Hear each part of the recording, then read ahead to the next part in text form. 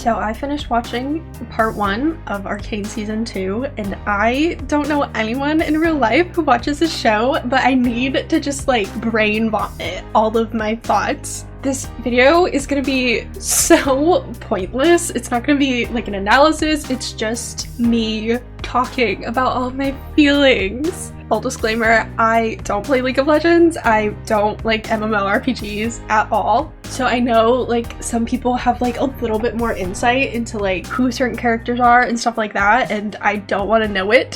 I don't want to know. I just want to watch it through the lens of the show first. And I also did like a fun like prediction bingo card that I'm gonna go over at the end to see what I got right, because there were a few things, but also there's a lot of things that I now am pretty sure I got very wrong. And finally, before I actually start talking about the show, hopefully you're watching a speed paint right now. You should be, but I have no clue what it is because I've started like 5 different drawings for this and they've all been turning out so badly. Probably because I like looked back and I literally haven't drawn anything digitally since April. Like it's been almost half a year. I've been drawing a lot like in my sketchbook and stuff, just not digitally, so I just have no clue what I'm doing anymore. But to finally start talking about like the actual show, first scene, Jayce is alive and I was pissed. I wanted him to die so bad. I didn't really have stake in anyone else in the room, but I wanted Jayce to die. And I just knew the universe didn't love me enough to not let him die. Like I knew he'd be alive. But in better news, Mel was also alive, and that was like shocking to me because the one thing that I was just like so positive about for some reason is I was so sure that Mel was gonna die because I thought that would be the whole thing with Ambessa. She'd like lose her daughter, Caitlyn lose her mother, they find each other and become wackadoodle warlords or whatever. And you know, they did find each other. They did do that, but Mel didn't die. And I'm so happy because I didn't think there was any way in the entire world that Mel would be alive. So, you know, take the good with the bad. But I'm not gonna lie, like I was pissed that Jayce was alive, but he really just grew on me this season. I have no clue why. Last season I didn't like him, not because he was like evil or bad, just because he was so boring. I think that's like the biggest crime that any fictional character can commit for me, is just being boring. Like I don't care if you're evil, I don't care if you're this or that, it's just if you're boring, like I can't stand you. But this time I really didn't mind him. I have like a lot of different theories about why that is, why I just like woke up in the middle of episode 2 and was like, why don't I hate him anymore? Why am I not like yelling at the screen every time he's on? But I think it might be like, one, he's just around Mel less, and I might be the world's first legitimate heterophobe. I just don't like seeing men and women date. Like I'm so tired of it on my screen. Plus like Mel's so beautiful and he's so like just normie. He looks like a guy. Maybe that's fine if you're like into guys, but every time she's on screen with Allura, I'm like, why do they have chemistry? And on top of the fact, I've seen a lot of fan art of Mel and Sevika. Like that would be the most out of nowhere. Like that would never happen, but like low-key, they look really good together. But that's not about that. Also, with Jayce, this season, he was around Ekko a lot, and I just love Ekko. He's my like, little baby boy. I love him so much. So maybe that softened me to him. Or maybe it's just something about getting like chased with a chainsaw and like losing your best friend and business partner and definitely not gay lover all at once that just leaves him so like beaten and battered and broken. And maybe that's the only way that I could ever like a male character is if they're just having like a terrible life. But I think honestly, the biggest part was I liked Vi so much last season. And obviously I still like Vi, but I always was so excited to get back to her story that whenever it was with Jayce, I was just so bored and I just wanted to see Vi again. And this season I like Vi, but I'm a little miffed. I'm a little cross with my girl Violet. She's making some choices and I don't like them. So I think maybe I just didn't want to be around Vi as much this season, so I was just more willing to be around other characters like Jayce. And speaking about Jayce, I feel like I have to talk about the fucking chainsaw. I could have fallen out of my seat when she just pulled out an entire fucking chainsaw, because I feel like you never see chainsaws as a weapon in anything other than like the horror genre, because it's such like a gruesome, like gory weapon to have to kill someone with. You can't like, it's not like poison, it's not invisible, it's not like a tiny arrow to the chest where it's just like one puncture. It's just like so much. So So I was floored when she brought that out, and I was convinced Jayce is done. Because chainsaw, but also I was like, would they actually kill one of the main characters with a chainsaw? Because again, like Arcane isn't like a gory show, and that just seems like so much. And he didn't die, but that was a good scene. I loved that scene. I also thought Mel was dead. This whole season was just me thinking people were definitely gonna die, and I thought Mel was a fucking goner. He had a fucking gun to her fucking head. So I'm thrilled. I'm thrilled that Mel has lived twice, because I need her to keep that energy for the rest of the season. Like, if you didn't die at the beginning, like, you can't die now. I'd made my peace with it. Like, in between seasons, I was like sad, but I was like, okay, I can accept, I can move on. I cannot do that now. Mel needs to live. Mel needs to live. I don't know what's up when she got kidnapped by the fucking Rose stuff. Everyone online has been talking about it as kidnapped over like killed, because I wasn't sure. I thought maybe she'd been like sucked into the void or something. So I'm hoping there's like knowledge from the game of who this is, meaning Mel is like alive and well, and Allura. I don't want Allura to die either. And my final thing about Jayce, I think, is just like how much he's done like a complete 180 from last season in regards to like hex tech, because he literally like made the weapons for Cait and her little gang. Do they have a name? They should have a crew name. He literally made their weapons for them to just go in and fuck up Zon, and it's like, Jayce, your whole thing last season was not doing this. And I guess it's not like a weapon of mass destruction. One of them's literally like a juiced up shield, but like we'll get to Caitlyn and her little crew, because I have some words on that as well. I thought it was so funny that like Hymandinger, that he and Jayce just like didn't talk about Jayce just kicking him off the council last time they spoke. They were just like, trees. I hope he brings it up. I hope it's awkward. But with Mel, the funny thing about Hextech is I feel like Mel and Jayce have sort of switched, and that now Mel is the one advocating for like not using Hextech as weapons, while Jayce is making weapons for Caitlyn et al, while now Mel is like the one talking to the council being like, we can't use Hextech for weapons against Zon, which is like good, but it's just funny that they can't be on the same side of this issue at the same time, apparently. Now Viktor this season, I think he was the character I was like the most wrong about where I thought he was going, just because I thought it'd be like, I don't know, a corruption arc where like the hex core just takes over like more and more and more of his life, of like his body and like his mind and just his facilities, and he can control it.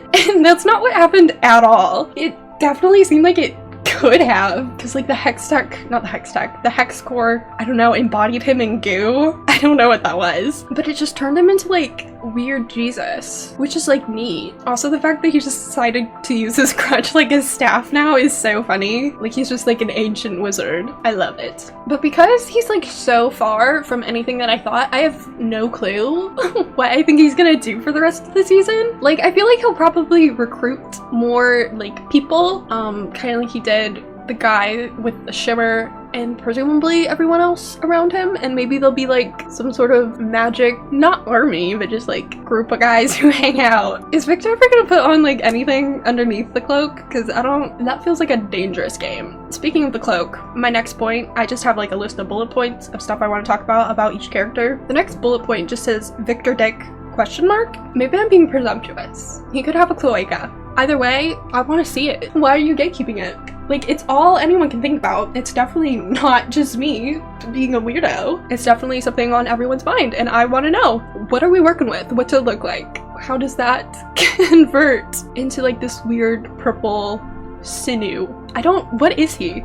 Is he Viktor anymore? He doesn't act like Viktor, but he still has Sky's book. And something I was thinking would be relevant in season 2, and I still think it could be because he's holding it, is whatever Sky was going to tell Viktor when she died. I was like, what was that? Because it was like some project or plan or something. And so I'm like, is that relevant? And it still could be, but I'm curious because we're still carrying this journal around. What's it say? Also, I'm glad that like, even though Sky isn't alive, we still get to see her just because she's such a cutie. Like, her design, all the designs, obviously, all the character designs are so cute, but Sky's design it's so cute. So I'm glad we get to like see her in like this ghostly form. The hex core like ate her, but it like imbued Viktor with like new life, new power.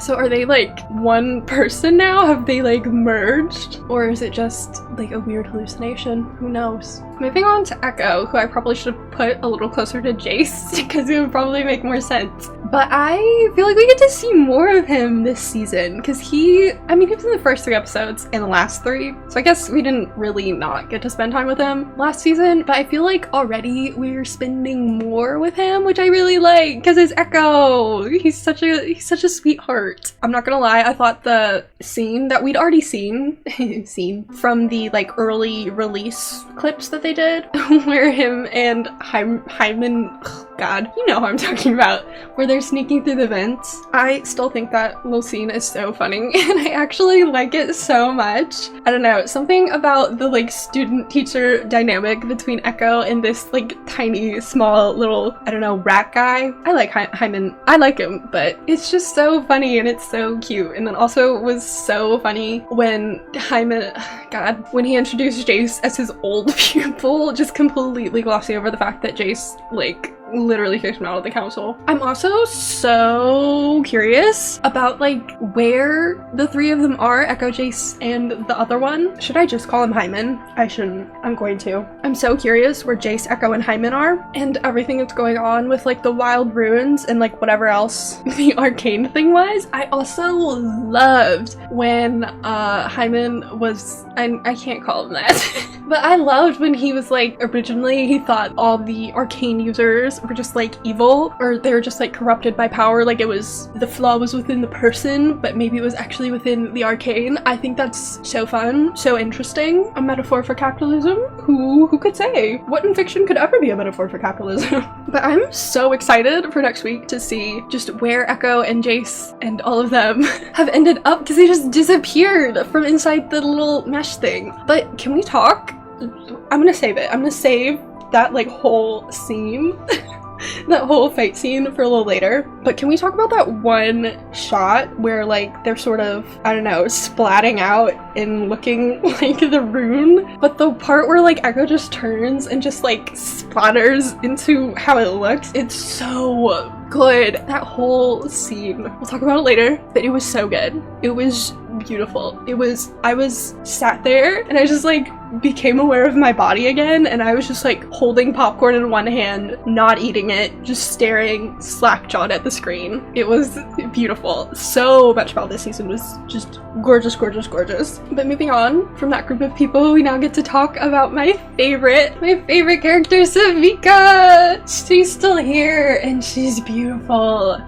I love her so much. Immediately she became like a single mother of 2, and I love that for her. Not gonna be single for long though, if you know what I mean. Like maybe I could become a stepmother of 2, you know? But the funniest part is the first time I watched it through, there's that scene with Sevika and Jinx in like Silco's office talking. And the second time I watched it through, I noticed that in the shots where you can like see Sevika's hips and like abs, I don't know if anyone else knows like what I mean off the top of your head, but that's all I was looking at the first time. But the second time I realized she had like a bottle and then she put it down. But the first time I was so confused by those shots because I was so distracted by just her hips and her abs that I literally did not see the bottle at all. And so I was just like, why, like, thank you, but why are we just staring at her hips? Like, I'm not gonna squander this opportunity, but why was it set up like this? And yep, turns out something was going on in the background. It wasn't just a shot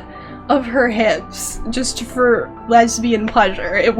There was more going on. Also, this season I kind of thought we might get some backstory for Sevika, just because last episode I feel like we got a lot of flashbacks and backstories for a lot of characters. We had a flashback for Jayce and for Mel. We had like 3 whole seasons with episodes with Vi and Powder. We got little baby Viktor. We got like a lot of backstory, but we didn't get any for Sevika, which I don't think is super weird, but I just kind of thought maybe we would this season, especially since she has that line last season. She's talking to Silco and she says, "I didn't always get along with my old man." That's definitely what she sounds like. That was a great impression. Good job, me. But I thought we might just get some Sevika father backstory, and I'm less sure about that now, because last season a lot of the episodes did start off with like a flashback to Mel's childhood, flashback to Viktor's, blah blah. Not so much this time. This time we're getting like these cute like little music videos, like mini music videos at the beginning of pretty much each episode. I guess the first one isn't that cute because it is of a funeral, but it's still a vibe. But I think we're not maybe actually gonna get Sevika backstory. But honestly, that's okay. You know, she can tell me later on our date that we're going on, because we're in love. The fight in the second episode is so cute. Because, like, I knew the thing that Jinx had under the thing was Sevika's arm, like, obviously. It was such a fun way to show everything that the arm could do and all the little, like, bits and bobs Jinx, like, put on it. And it was so, I don't know, it was so Jinx for it to have all the cute little snazzy bits. And it was so fun to watch her, like, crank the thing and watch it, like, spin and see what would happen next. And also when the music started playing and Sevika is like all annoyed, but then Jinx is doing a little dance. It was so cute. I love Sevika and Jinx together. I'm so glad they teamed up. I'm so glad they realized that like Soko literally did nothing. It was literally them doing everything for him. Of course, that's how it always goes. And now they're gonna be like unstoppable. I don't really know what they're working towards. Are they still working towards on? And also I really like Sevika being very like, I don't know, dedicated to a united Zaun instead of this like scrambling for money, because in the beginning of season 1, Sevika wants to fight instead of hand over like Vi and all them after wrecking whatever in Piltover, and Vander's like no. And then now again in season 2, she's like, we don't hand over our own, when that one guy wants to hand over Jinx, and she didn't even like Jinx at that point. It's very cute. I'm just a huge fan of Sevika, and I'm terrified that she's gonna die. I was terrified all last season that she was gonna die, and that has not gone away. I don't know why I think she's gonna die. I'm just convinced she's gonna die. I can't think about it objectively to see if it would make sense for her to die or whatever, but I'm just convinced she's gonna die. But I hope not, because I love Sevika. Sevika's my favorite. If Sevika dies, like, I'm not joking, I'm gonna cry, I'm gonna be inconsolable for days. I hope that doesn't age poorly. Speaking of aging poorly, we have some Jinx. Her first monologue when she's like, I don't think she's literally like in the water letting Soko's body go, but when she has that whole speech, she talks about being so quiet, and we haven't seen her, I don't know if they're like hallucinations or what, but we haven't seen that yet this season. So I'm like, is she like over it? I don't know. Does she now have something like different to sort of fixate on instead of this one thing that happened when she was 7 that like, yeah, a lot of people died, but like how much were they living? That doesn't make sense. They shouldn't have died, but like she didn't mean to. She didn't mean to kill them. But I just thought that was really interesting. And the thing that was not terrifying, but like so sad about Jinx is she always has that like blank stare, but it was like at the beginning it was all that was on her face until like after the fight with Sevika and the arm and stuff. It started, you know, she had a bit more life in her face after that, more or less. But it was also creepy because, not to jump ahead, but Caitlyn had that same stare at the very end when Ambessa like calls her up and whatever, and it's like, they are each other. Vi was so right. Like, Caitlyn's acting exactly like Jinx. I think it's so cute also that Jinx has like, I don't know, a little sister, kinda, that random kid. Speaking of kids, in that first part of episode 2, I think, where Jinx is like walking through Zaun and you're seeing like the enforcers. Is it enforcers or is it just Kim Barons? I think it's Kim Barons. Like harassing everyone. Like almost all of them are just like straight up kids. This show just like cannot let kids live. But like I feel like that's also just like accurate that like so often adults in a situation are suffering, kids are just like disproportionately suffering. So I'm glad we got like one kid. We have saved one child. I don't know how to pronounce it, but I've seen people online calling them either Isha or Isha, so I'm gonna guess it's either written in like the credits or it's a character from League of Legends. I don't know, but they're like so adorable. And that scene in the 3rd episode where they save Jinx, they put like a gun in Vi's face and save Jinx. That whole fight, like we know that whole fight was beautiful. It was so much, but that scene where the kid just jumps on Jinx and like won't let them kill her, I was sobbing. It was a lot. The other thing I loved about that fight is right at the beginning when it's like Jinx's reflection, like you can tell because her bangs are on the wrong side, and so you're like, oh my god, they're gonna notice and they're gonna like spin around and see where Jinx is and like shoot her, but they didn't. So I was just happy because I was terrified. I was terrified for a lot about that, but we hold off. I'll talk about it more later. But she also mentions a bedtime story that like Vander would tell them with like a wind woman, and I want to meet this wind woman. Do we think it's Sky? Could Sky Wind be the wind woman, you know? The final thing about like Jinx in that fight is when Caitlyn like shoots her finger off. I don't know why it was so jarring to me, but like Vi doesn't like pause. She's not like, oh, are you okay? Like obviously we know where Vi was in that moment, but it was, I just feel like that was so something that Vi would just like care about before, and so it was just jarring to me to see Vi watch Jinx get her finger shot off and be in pain and just not care at all. I guess we do have to talk about Vi now though. I love Vi, I do. I've been cross with her lately, ever since I found out she's gonna be an enforcer. I've not been her biggest fan. But like, to be fair, I get where she's coming from with her bad stuff more than I would say I do for most other characters, honestly. I still don't think that much time has passed since she got like released from jail with Caitlyn. Like it still might just be like a couple of weeks, and like she doesn't have a life outside of like prison, because she was imprisoned when she was like, I don't know, 15 something. She was like a teenager, she was a kid, and now she's out, her entire family's dead, her sister's changed because it's been like 7 years or something. So of course she feels responsible for Jinx killing Caitlyn's mom, and since Caitlyn's like the first person, not the first person, Caitlyn's really the only person who's like her friend right now, like she doesn't know anybody right now, so like of course she'd want to make Caitlyn happy. But like for real, like are you joking me? Like when we first saw like the green gas, the gray or whatever, I thought it was like that wolf thing that we see at the end with that one doctor character, because at the end of episode 1 we see him like open some sort of canister and like green gas starts coming out. So when we first see it with like the monocle guy, I thought it was like the wolf was being let out and was like eating people or something. But when it's revealed with Jinx in that little arcade place that it was literally like the Piltover's finest bitches, like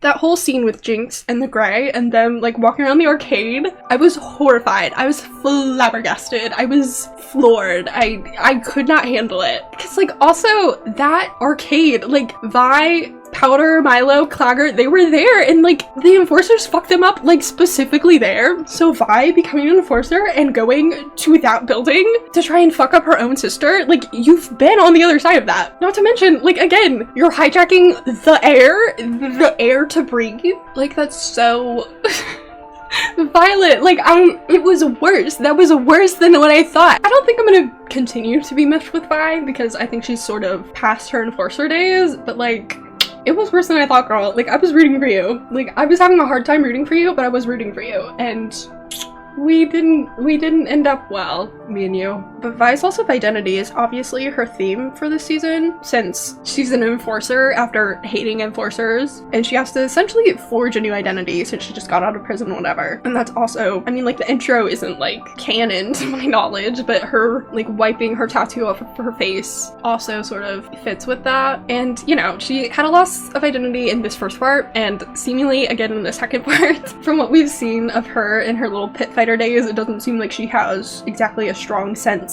of her personal identity. It still seems like she's just sort of wandering through. I also feel like she just talked a lot less this season so far. Like it's only the first 3 episodes, so isn't mean much, but I just, every time she talked, I was like, oh, I feel like I haven't heard you for a while. She just didn't have a lot to say, I guess. Also, it was really funny because at the beginning of the first episode, they're talking in the council and it like starts to rain, and I'm like trying to think about like rain and water and the series and themes and what it might mean. And while I was like on this little metaphorical journey, Caitlyn and Vi had just like broken up again. And I was like, oh, I guess rain maybe just means specifically Caitlyn and specifically Vi are going to break up with each other. No, I'm sure it's more. That was just very funny that every time it rains, they seem to break up. They can't make it through. The barometric pressure is just, it's too much.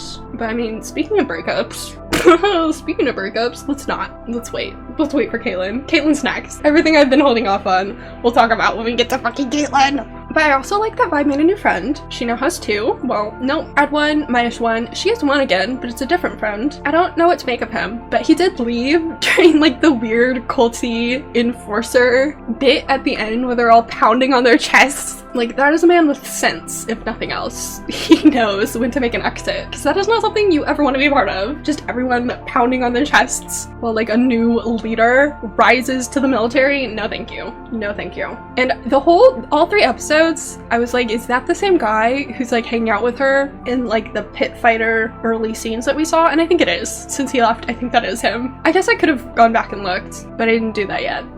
Hopefully they stay friends. I don't know if it's gonna work out just because Vi seems a bit torn up. But finally, we've made it. We've made it to my Caitlyn talking points. This is where everything I've been pushing off gets to be said. And it starts with a little preface that maybe could have been surmised from this video. But I've never liked Caitlyn. I don't fucking like Caitlyn. Like, I'm sorry. I get it theoretically if you do. Like, this isn't an attack like who you like. But I just have never been able to stand her. Because what do you mean? What do you mean your family is so rich that you could literally never work a day in your life? But you instead just feel so, I don't know, passionate about a government's right to just rule over its citizens with violence and threat of deadly force. Like, I don't know that it's worse than being a class traitor. It's definitely still insulting. She just is so passionate about law enforcement. She's too passionate and I can't stand it. You are the child of billionaires and this is your career path. You don't want to make art, music. You don't want to be a scientist? You want to hold a gun to people's heads? What's wrong with you? Suffice it to say, she hasn't exactly grown on me this season. She's gotten worse. She's gotten only worse. And it's to the point where I wasn't a Caitlyn hater. I definitely didn't like her. But what I did like about her was that I knew eventually her and Vi were gonna kiss. I'm a huge fan of a girl character not solely existing, but existing, who I know is going to kiss another girl character. But I'm not gonna lie to you, I couldn't even care that Caitlyn and Vi kissed this season. I didn't even care by the time we were there. I was under so much emotional stress. But, moving forward, another thing I hate about Caitlyn is her dad. I've never liked how her dad is portrayed in fanfiction because it's always oh, her mom's kind of a hater, but her dad's really nice, he's really sweet, he's just a guy. I fucking hate her dad.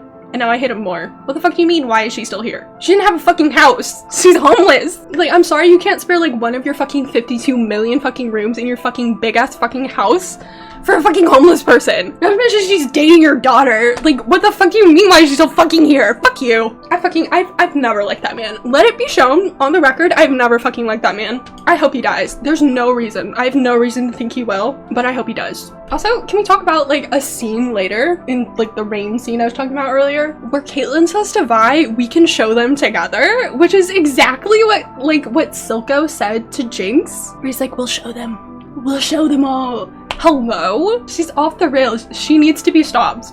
Not to mention, the eerie thing about this entire season is how everyone talks about the people of Zaun. There's so much just randomly sprinkled in dehumanizing language, and it's especially Caitlyn. Caitlyn's I'm trying so hard not to hate them. What the fuck do you mean them? Shut up. Oh, I thought you were different. I thought you were fucking different. That's not what Caitlyn sounds like at all. I don't know why that's my Caitlyn voice. But she's in fucking Vi's face being I thought you were different. Shut up. I can't fucking stand her. Not to mention in that scene with the fucking key where Caitlyn's mom literally says the words, the people of the underground deserve to breathe.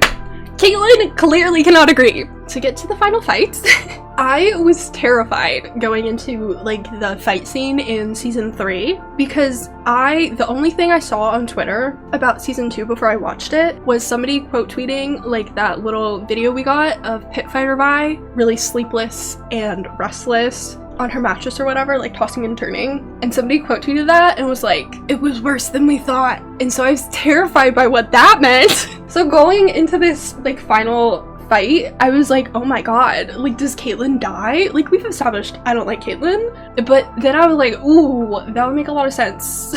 Vi's acting like this because Caitlyn's just straight up, like, dead. Like, I thought they just broke up. What if she's just dead? And so that was the mindset that I was entering into this fight with, was Caitlyn's gonna fucking die. Like, every time Vi dodged a bullet, I was like happy, obviously, but terrified because I thought she was gonna dodge it and it was gonna go straight through fucking Caitlyn's forehead or something. And that didn't happen. But the whole fight was so beautiful. Like, I don't need to tell you, like, the way it was just like cut with Jayce and Ekko's scene and then back to the fight and just the way it would transition, and the music was so good. And it was also so funny watching Caitlyn and Sevika fight versus like Vi and Jinx, because like Vi and Jinx are like, they're not like pulling punches, they're like fully wailing on each other, but they're also so like flaily with it that it does just kind of look like two siblings fighting, even though there's like guns and deadly force involved, while Sevika and Caitlyn were just a bit like tighter and like more normal about it. It was so funny the second time I watched it, when I wasn't terrified that Caitlyn was gonna die, if I was gonna like hold her in her arms and watch the fucking life leave her eyes. I rewatched the first 3 episodes like twice, but I've rewatched that fight scene like probably 10 times. I've rewatched it so much because I just love it so much. Also, can we talk about all 3 of these episodes? There were always just these shots in season 1 where you're like, that's beautiful, like that alone could just be a painting. But I feel like there are even just so many more this season somehow. They're just like packing them in. There's so many shots that just feel like they're like concept art, you know? Like, there's so much detail, and there's ones where they're like really focusing on like the background and the characters are really small, and it just looks so beautiful. Like, I don't know how this show could look more beautiful, but it somehow has. And then Caitlyn pointed a gun at a child, and suddenly all my fear that Caitlyn was gonna die shifted into the fact that Caitlyn was going to shoot this child. I was gonna be pissed and devastated and just unable to function in society for like a week if Caitlyn had shot that kid. Oh my god. And then also, it was like so cute when they like set everything off and like sent the gray up into Piltover. It was so cute when like Jinx jumped over the side and she's covering like the kid and Sevika's covering them both. It was so sweet. They're so cute. I love those 3. Those 3 are the best thing to come out of this 2nd season. I love them so much. But the breakup between Caitlyn and Vi, I was again terrified for it because I'd heard it was so much worse than what everyone had been thinking, but thankfully for me it wasn't. And just coming off of this adrenaline high of thinking Caitlyn's gonna die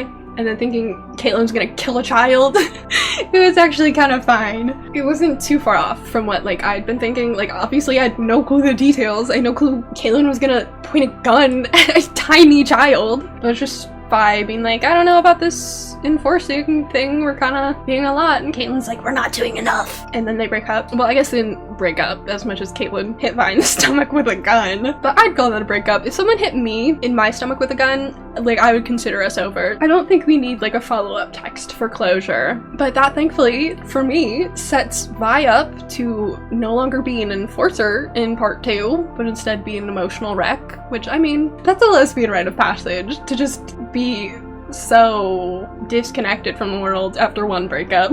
But then at the end, I thought it was so funny that they just had like an evil collared cloak waiting for Caitlyn when they gave her like the military commander. I have no clue what she is. I thought the evil cape was a good touch. Also, as much as I don't like Caitlyn, that final shot of her just like standing like in the council room thing with like the cloak slightly blowing, that's such a fucking cool shot, and it's only a shot you get when your character is like totally fucking evil. It was a slay nonetheless. But also, like, the cloak combined with her just having that like blank dead-eyed stare that Jinx has for so much of it was terrifying. And yeah, I guess the final character to talk about would be Ambessa.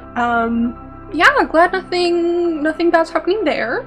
Her big, beautiful muscles and her dazzling voice are as unevil as always, and it's fine. Actually, it's not fine, because there's a motif in this season that wasn't in last season. There's a lot of petals, and specifically Caitlyn and Ambessa have constant petals around them, where Caitlyn has like the purple ones from like the garden and her mom's funeral, while Ambessa has like the black rose petals from that one girl. And also, like, in that final scene, I can't really tell, but it looks like she has like a rose braided in the back of her hair, Ambessa. But I'm not fully sure what that means. I think petals for Caitlyn might just mean like her remembering her mom, because the garden with the petals, she's like, that's the only place we never fought. I gave Caitlyn a different voice. Hope she's happy about that. And then she keeps seeing them specifically in relationship to Jinx, who, you know, I was gonna say she thought killed her mother, but no. Jinx definitely killed her mother, actually. I can't defend that one. But we see her like in the garden, she sees Jinx like between the petals or something like that. And then she sees like the petal again when she's pointing the gun at Jinx's like reflection. So it's like her mother and revenge. But I don't know what that means that we're also seeing petals with Ambessa, because Ambessa and Caitlyn obviously seem very obviously linked in that they're both sort of warmongering at this point. Ambessa can replace Caitlyn's mom, and maybe to a degree Caitlyn can replace whatever daughter Ambessa wanted Mel to be, but I'm not sure what the petals mean. Like if that's relevant or if I'm making stuff up. Maybe it's just the roses or the symbol of like the merchant girl or whatever, and I'm thinking too much about that in connection with Caitlyn. But yes, my beautiful, beautiful big muscled wife, second wife, third wife. I've got a lot of wives in this show, don't worry about it. She's doing good, she's not evil at all, and I'm thrilled. I'd hate to have an evil wife. Something weird that happened that, again, I don't know if it's relevant, but there are two scenes of people looking into other people's eyes. There's the scene where somebody's looking into Caitlyn's eye after the battle, seemingly to make sure nothing's like in it, and they also look into the eye of like the monocle guy once they find him tied up in the gray. And I don't, does that mean anything, or is that just a weird coincidence that we're looking into people's eyes this season? Because I don't really have a running theory for that. And finally, the doctor and like the wolf thing. I imagine this means that like Piltover and Zaun will have to sort of join forces to fight whatever this evil wolf thing is. Maybe not. That could be really far off. But I don't know how I feel about that. I really like where we're going with so many of these stories for season 2. Even if I like am miffed at the characters, I really like this story. I think it's going really, really well. But I don't know if teaming up against a common enemy is what like I want right now. It's probably fine. They're writers, they know what they're doing. But I'm nervous. I'm nervous if I'll like it. But finally, here is my Arcane bingo card. Why does it look like that? Because I wanted it to. It doesn't match like the aesthetic of Arcane at all, and also it wasn't like a template. Like I just made this. I don't know why. Ultimately it doesn't matter. What matters is the words in the boxes. Starting at the top left, one that I definitely got wrong, one that I will definitely not be able to check off, is Viktor being the only council survivor. Like I said, I did think Jayce would live just to spite me, but I thought it would make a lot of sense if it was just Viktor, because I just sort of assumed that the hex core magic whatever Shimmer would protect him from dying, and so it makes sense for him not to die, even if everyone else did, but that didn't happen. Did only 3 of them die? Not to sound disappointed that more people didn't die, but like, you could have stepped it up. They're like, oh my god, Jinx did this terrible thing, and like, not that 3 people dying isn't terrible, but it was like 3 people. You kill so many people in Zaun all the time. Like, I would say I got Sevika and Jinx friendship antics, even though that one was sort of predictable because we saw Sevika save Jinx in that early released scene. I feel like the arm having like all the different little bits and bobs is what I meant about like friendship antics over just like hanging out. Like they're being thoughtful and considerate of one another, you know what I mean? Cait by Kiss was my free space, and of course it got checked off, and I'm gonna be real, like I'm sure we are gonna come back from this one. I don't know how though. And I might be, again, too pissed at Caitlyn to even want them back together, so. I have a square called Allura is back. I don't know how to spell Allura. I could have googled it. I didn't. But I only put that because I thought Mel was dead, so it'd be, I don't know, different for Allura to still be here since we only really see her with Mel. I thought she'd, like, come back around. And so, like, she was there, but I don't know if it counts since Mel is alive. I think I'm gonna hold off. I think maybe if Allura comes back from, like, whatever this rose void dimension is, maybe I'll check it off then. Another square that doesn't really make sense anymore is Viktor remembering himself. It could, I guess, since he has really changed, but I just thought he was going to be like evil and controlled by the hex core, and that didn't happen. One I do get checked off, the Shimmer guy who betrayed them comes back, and that was the guy with like the glasses who's knew Vander and Vi back in the day when, you know, Vander was still alive, who helps Caitlyn get the medicine for Vi after she's been stabbed. He did come back. That was the guy that Viktor healed, so I was right about that. I wonder if we'll like keep seeing him or not, and I think that's all I get so far. There's definitely some stuff on there that no longer works, like Cait getting Vi from jail again. That was because I sort of assumed Pit Fighter Vi would be after the Jinx blowing it up and she like ran away and was like, oh no, but she was running away from Caitlyn because they had a bad time, so I don't think Cait is going to be getting Vi, but you know, I feel optimistic about some of them, like getting more crows, feeling less optimistic about getting a Cait Vi sex scene anymore, but maybe it'll be like a final inning twist. That's what they call it in baseball, a twist. But thank you if you watched this far into my weird rambling video. I hope there was a speed paint. I hope I drew something eventually. But yeah, maybe I'll make another episode for the next one. Maybe it won't make me feel a thing though. Maybe I won't feel the need to talk about it. This is Arcane, that's not gonna happen. Bye! When Caitlyn's dad gave her the key, he was like, your mom wanted you to have this. I guess he has the same voice as Caitlyn. But he's like, your mom wanted you to have this. And she's like, I can't. Oh my god. Why did I give this voice to them? Who is Caitlyn's mom, who we know and love. I love her at least.